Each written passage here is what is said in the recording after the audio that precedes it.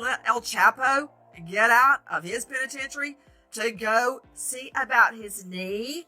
No. Jay-Z is sharing a new statement after the civil case accusing him and Sean Diddy Combs of a teenager was dismissed. Big breaking news tonight. For the first time in the history of New York City, a sitting mayor has been indicted for crimes. A former assistant to Sean Diddy Combs speaking out in the new interview with new allegations about wild parties and drug use. They are going to be watching basically for hours on end in front of people. He says he's being targeted because he's a black man and the charge is rooted in... Leaked audio reveals Diddy allegedly discussing racism, claiming he's being targeted as a black man. He seemingly predicts his hospitalization and hints at involvement in Jay-Z's case dismissal. The shocking conversation with Jay-Z and his son raises questions about Diddy's role in these events. Think I wasn't gonna get at you from the inside? He has reached out to a witness, an alleged participant in multiple freak-offs. Then why Oprah staying quiet?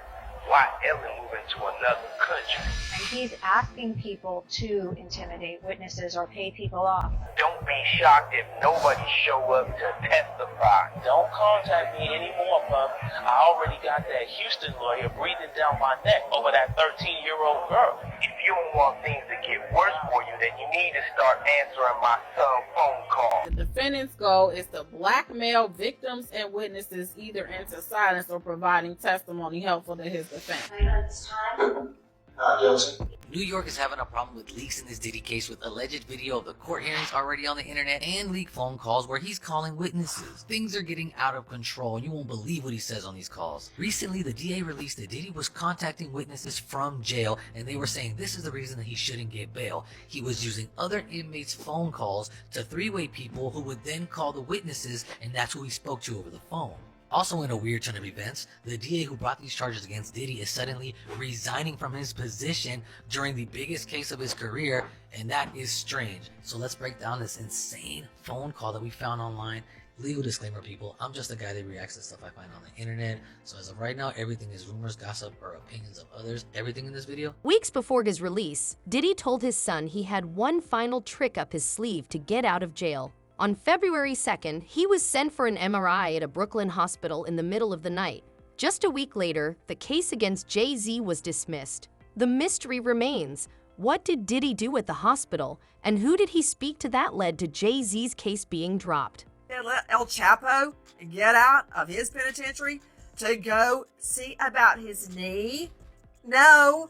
He had to dig an underground tunnel and leave on a motorcycle to get out of there. So why is Diddy getting raced out in the cover of darkness, we keep hearing? Why does he get the cover of darkness? Why does he get taken out because he needs an aspirin? Help me, Dr. Hendricks. Well, I'll tell you, each inmate gets a physical within 14 days of their arrival at any facility. And I'm sure, based on reports of him having several knee surgeries throughout the years after being a marathoner back in 2003. So this may have been in the works in terms of getting him out for an MRI, because I know that they don't have that equipment at the institution. And I'll just tell you this, they probably had set this appointment up months, maybe weeks ago. And they set it up for the evening. To leave at 1 a.m. in the cover of darkness? Okay, you think that's what they set up, Hendricks? Look, I know you're being loyal to MDC, but can we get real? Leaving MDC because your knee hurts? Have you seen that POC? Jay-Z is sharing a new statement after the civil case accusing him and Sean Diddy Combs of a teenager was dismissed. The woman who filed the lawsuit back in October accusing Jay-Z, whose real name is Sean Carter, and Combs of raping her after an awards show in 2000 when she was 13 years old. Both Carter and Combs have denied any wrongdoing. According to a new court filing, the case was dismissed yesterday after the accuser's withdrawal.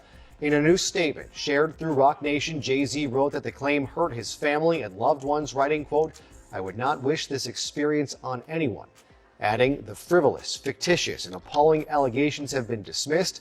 This civil suit was without merit and never going. Diddy told his son he knew he was going to get out, confidently stating he had one final trick up his sleeve. His prediction came true as he was released soon after, sparking curiosity about how it happened. Diddy's prison phone call just leaked and it was posted by Social Details. This is allegedly a call that he had, and there's a lot of talk, a lot of code words in there, so we're going to listen to it together. Check it out. Do not entertain none of this nonsense and nothing over the phone. I'm going to need you to get rid of all the leftover pizza boxes. What? All the boxes left over. Now, this alleged leaked call from Diddy in prison was talking about getting rid of pizza boxes. Now, if you know your stuff and you're privy, you know exactly what pizza stands for, and that's probably what they're talking about and referring to on this alleged leaked call. Pizza, for those who don't know, I'm going to make it very clean. It has to do with children and selling. Make sure you recycle the plastic like we talked about. Now, in this alleged phone call, he starts talking about someone named Jay. People are speculating that may be Jay-Z, but there's no confirmation. At the same time, he talks about recycling plastic. I don't know what that could mean. If you guys have any idea, comment and let me know. Everybody out there quiet as more. Yeah, exactly. We gonna let them have their little fun, but I'm still gonna have the last laugh. I mean, it seems by the call that he's looking for help. He's saying that a lot of people are quiet, I guess people that are on his side, and that he's gonna have the last laugh at the end.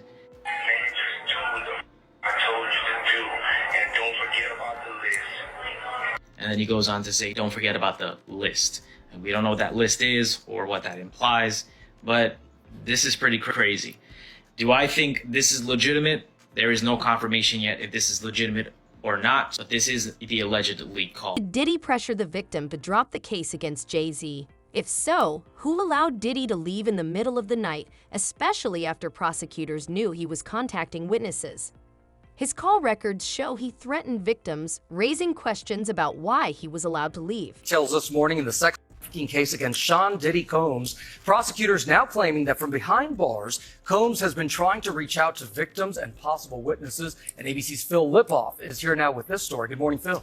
Good morning, Gio. Diddy's lawyers trying for a third time to get him out on bail, but this time, the prosecution telling the judge about attempts they say the rap mogul made from behind bars to influence everyone from potential jury to alleged victims. This morning, prosecutors leveling new accusations against Sean Diddy Combs, saying he poses a serious risk of danger even from behind bars as he awaits trial. In a court filing late Friday, prosecutors detailing the steps they say Combs is taking while locked up to reach out to prospective witnesses and influence public opinion to affect potential jurors. The accusations within the prosecution's motion to deny bail are very serious and will be considered very heavily by the judge, because the judge is going to want to ensure that he is not influencing witnesses and or contacting anyone to influence a trial in any way. Combs has pleaded not guilty to charges of racketeering, transportation to engage in prostitution, and sex trafficking. He denies any wrongdoing. The government now asking a judge not to grant Combs' third request for bail, in which the music mogul offers a $50 million bail package, citing new evidence and changed circumstances. This was supposed to be an open and shut case, but Jay-Z's lawyers were caught on tape attempting to bribe witnesses, posing as fake FBI agents with fake badges, a federal crime. Despite this, the case against Jay-Z was dismissed. Who is pulling the strings here, and could Diddy's connection to the New York mayor be influencing the outcome? Now in a new lawsuit, a Texas man is claiming Jay-Z's lawyers are bribing people to sue Busby and his law firm. This 13-page lawsuit was filed on January 3rd in Harris County, Texas, and the plaintiff in the filing is being represented by none other than Busby's law firm, who filed the suit on his behalf. Now, Jose Maldonado, who is the plaintiff in this suit, is suing Jay-Z's attorneys and his company, Rock Nation, but not Sean Carter, aka Jay-Z himself. According to the lawsuit, the defendants in this suit are Marcy Bryan Croft, her law firm MJ Legal, Rock Nation, and the law firm who is representing Jay-Z, Quinn Emanuel Urquhart and Sullivan. They allege the defendants conspired to obstruct justice by engaging in shadowy operatives to illegally get more than 24 current and former clients of Busby law firm to turn around and sue them. The suit claims Rock Nation is financing this alleged effort, while attorneys Marcy Croft and the law firm Quinn Emanuel are orchestrating this whole thing. According to the suit, the defendants' agents were pretending to work for the state of Texas and allegedly flashed fake badges. If he was a part of that, how did he get the key to the city? That's crazy to me. if he was in incidents and everything around the city that wasn't favorable, how you get key to the city? So now you got to realize, if they had the mayor under investigation since 2014, Diddy was in investigation around 2011, 9 or 11, something like that. They say either 9 or 11. One of those people are responsible for the feds looking out after one, or either Diddy responsible, his interaction with the mayor, or the mayor interaction with Diddy may have caused the feds to be looking at both of them in some form or fashion. I don't know which one was first. Was it Diddy interaction with the mayor, or the mayor interaction with Diddy? Which one did the Fed have under surveillance first? And I think it was probably... Combs recently lost a $100 million case around the same time Mayor Adams was indicted. Both Diddy and Adams, allegedly best friends, are facing legal battles simultaneously. Could this be a coincidence? Despite knowing about an ongoing investigation into Diddy, Mayor Adams still gave him the key to the city. Was this an attempt to whitewash Diddy's reputation and protect his image, or is there a deeper connection between the two that could explain these unusual circumstances? Breaking news tonight: for the first time in the history of New York City, a sitting mayor has been indicted for crimes. ABC News reporting that Mayor Eric Adams has been indicted by a federal grand jury. We do not know yet the exact charges. Federal authorities have been investigating Adams and members of his staff, issuing subpoenas for documents and cell phones. Several members of administration have resigned, some of them also friends of Mayor Adams. Again, Eric Adams, the 110th mayor of New York, has been indicted by a federal grand jury. We'll have the latest online and tonight on Eyewitness News at 11. New at 5, the legal troubles continue for Sean Diddy Combs tonight after a judge ordered the music mogul to pay $100 million to a Michigan man who says that he was sexually assaulted by Combs in '97. According to court documents, Derek Cardello Smith says Combs drugged and then assaulted him during an after party at a Holiday Inn in Detroit. But Combs never responded to the lawsuit in court. On Monday, the judge ordered him to pay $10 million each month starting in October. The victim is currently behind bars serving a 75-year prison sentence for criminal sexual conduct. The new NBC News documentary features testimonies from those closest to Diddy, including his personal assistant, friends, and employees who allege they witnessed instances of sexual assault. Philip Pines, Diddy's senior executive assistant from 2019 to 2021, claims Diddy pressured him into sexual acts to prove loyalty. In one incident, Diddy allegedly grabbed Pines by the shoulders, massaged him, and pushed him toward a woman on a couch, handing him a condom and asking him to engage with her. Happened at these lavish, drug-fueled nights called Wild King Nights. So this 32-page lawsuit, which was reviewed by multiple outlets, including Rolling Stone, was apparently filed in Los Angeles by a man named Philip Pines, who says he worked for Diddy from 2019 to 2021. So actually more recent than some other suits we've seen against Sean Combs that have been in the early 2000s or even the 90s. But according to reporting in the suit, Pines is alleging a few different things here. Now, before we even get into it, and there is a lot to get into, you might be wondering, what the heck does that name mean? What are we talking about when we said Wild King Nights? Well, part of this lawsuit alleges that Pines had to prove his loyalty to Sean Combs, who was dubbed the King, by performing sex acts for him, hence the name Wild King Nights. The suit even reportedly says that Pines was treated, quote, like an animal playing fetch in order to prove his loyalty. A former assistant to Sean Diddy Combs speaking out in the new interview with new allegations about wild parties and drug use. Eva Pilgrim is here with the story. Good morning, Eva. Good morning, Michael. At this point, we've all probably heard about these infamous parties. Diddy's assistant now giving us details about what he says were called Wild King Nights. This morning, new details allegedly inside Diddy's world before his shocking arrest. The entertainment mogul now behind bars for federal sex trafficking and racketeering charges. It was a circus. He did whatever he wanted. And we were just at his disposal. Phil Pines was Diddy's senior executive assistant from 2019 to 2021. He says his then boss asked him to purchase supplies for parties dubbed Wild King Nights. We usually had a laundry list of items that included lights, alcohol, marijuana, ketamine, malt. Those requests started to become more frequent. Pines claims many of these parties involved younger women. A lot of times you'd have him with a younger female. There's a power dynamic there. A more impressionable girl is easier to reel in. Consent is between the people that are engaging, and I wasn't there in these situations to understand. Statements, Diddy announced plans to sue NBC for $100 million over the documentary. He's allegedly trying to silence victims and prevent the truth from coming out. This has led to speculation that it's delaying 50 Cent's own documentary, as Diddy is reportedly trying to prevent further exposure of his actions. The Combs sues NBC for $100 million over its Peacock documentary about him. According to docs obtained by E! News February 12th, the Bad Boy Records founder filed a lawsuit against NBC Universal seeking $100 million after Peacock, the streaming service owned by the media company, released the documentary Diddy, The Making of a Bad Boy.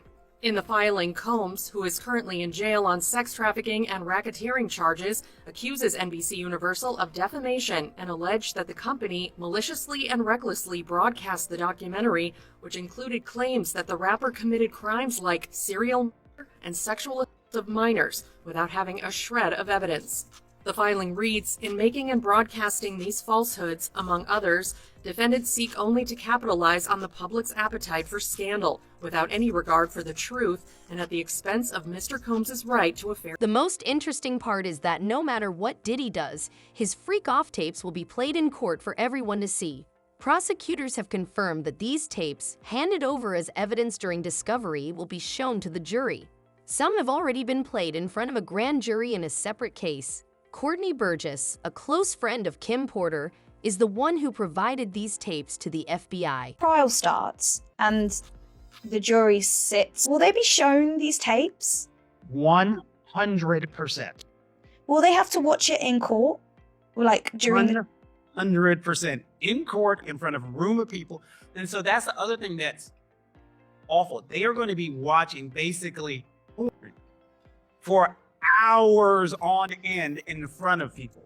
So in front of victim one, whoever it may be, there's going to be porno played in the federal courtroom. And victim one would have been made aware of this. Oh, 100%. She's probably being told right now, like, this is going to be played in open court. Your sex history, your sex life is going to be talked about in open court. All of this. And presumably then she knows that and she's pushing forward because she hasn't withdrawn. But don't forget this. It doesn't matter if she does or she doesn't. This isn't the civil case. This is the criminal case. So she could flat out tell the federal government, I don't want to participate. And they can say, we don't care. This is a crime. Crimes are against the United States, not against them. Keep calling her victim one, but don't forget, she's a witness to a crime. So it doesn't matter if she went to them in today and said, I'm not participating. Their response, we don't care. Get you. Tupac's ex-girlfriend Desiree Smith just gave a shocking statement during an episode of The Art of Dialogue. Desiree dropped some true Diddy-related bombshells. Allegedly, she knows victims that Diddy raped, and one of these victims was assaulted as payback for walking in on Diddy. Diddy drugged her and assaulted her while his guards watched. I know a lot of people that know him. I met one of his old security guards, and I've been knew the tea about him. Weird shit. Liking strap-ons. I met this girl one time that did a photo shoot for him. It's a nice young lady from Canada. And me and her ended up going on vacation together, and a few months later, and she told me something that she saw go down at his house in the Hamptons. And then a few months later, she told me that she went hanging out with like his bodyguard and his entourage, and somebody drugged her and she doesn't know what happened. So none of this is alarming. And then she went back to Canada. So. And how long ago was this? Was this in the 90s? This was in the 2000s. Maybe like around 2004, 2006, somewhere around there. He's been doing Thing that's happened, including a video of Diddy violently beating Cassie, there are still people close to him who continue to support him. These individuals stand by Diddy, even as disturbing details about his behavior and actions continue to surface in the media. Thing was people fucking each other, kissing each other, getting sucked, getting ate. I seen all that. That's typical though. So I don't understand how freak offs can be a crime when everybody just gonna be fucking on each other anyway. A bunch of rich people snorting coke and fucking on each other and drunk. If that's a freak off, then I like to go back to it. I like to go back to a freak off. I like fucking celebrity business, and that's the fun thing about the freak offs. In my time when I was there, it was like celebrities was fucking each other, like all the movie stars and all the actresses was fucking like it was nothing. They was on that powder heavy, but they was fucking. Hey, how you doing? What's down with you? Oh yeah. That's how I was. So I liked the freak offs. So I don't know. Maybe I'm tripping, but it was fun to me when I was young and I was there. It was fun to me. I was a kid in the candy store, looking at all these actresses that you grow up watching. You heard me, and these sucking dick and fucking and throwing powder and all types of wild. With limited options, Diddy now claims the charges against him are racially motivated, arguing he was targeted solely because he's black. He insists that those coming after him are jealous of his success and want to bring down a black man. In response, Diddy's lawyers recently filed to have the prostitution charges dropped, citing concerns over racial bias in the case. This move highlights his ongoing attempt to shift the narrative surrounding the charges. Sean Combs asked the judge in his federal case to throw out one of the charges. He says he's being targeted because he's a black man and the charge is rooted in racism. I look at Combs' argument and his chances of success. Welcome to Crime Fix. I'm Anjanette Levy. Sean Diddy Combs wants one of the counts in his federal superseding indictment thrown out. Combs argues he's basically being singled out by federal prosecutors because of his race and his success in business. The charge he wants the judge to toss is... Diddy claims the prison he's held at is dreadful, with inmates allegedly being served maggot-infested food. He says his life is in danger as inmates are targeting him due to the charges against him. Given his accusations of being a wife beater and child molester, Diddy argues he won't survive in general population, pushing for placement in the special housing unit. The conditions of the prison are far from homey, notoriously described as, quote, dreadful, as one judge put it. Some on the bench have even moved away from sending nonviolent defendants there. In April, a group of detainees that prosecutors said were MS-13 gang members in court documents stabbed an inmate 44 times in an attack caught on camera. 2 shivs were recovered from the attack. You see them here. The victim survived. And in the last 3 years alone, 4 inmates have died by suicide. And violence is not the only issue. Accusations of medical neglect, staffing shortages, smuggling of drugs, some allegedly facilitated by employees. At least 6 staff members charged with crimes in the last 5 years, according to the AP. Some accused of accepting bribes and providing contraband.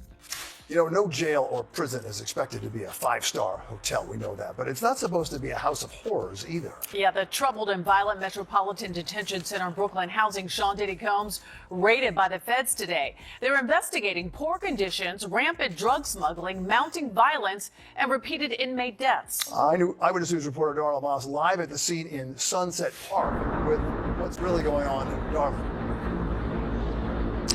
Well, Bill, the Bureau of Prisons will only say this is an interagency operation to maintain a safe environment, but sources tell ABC News that inmates are not the target, and attorneys who've been seeing clients here for years say the timing is very curious. Ex-inmate Larry Levine warns that inmates at MDC will likely stab Diddy at the first opportunity. Many inmates are serving life sentences and are violent criminals. The MDC mixes white-collar criminals with violent offenders, and stabbings are common. In 2019, the facility's management was found guilty of trying to cover up an inmate's death.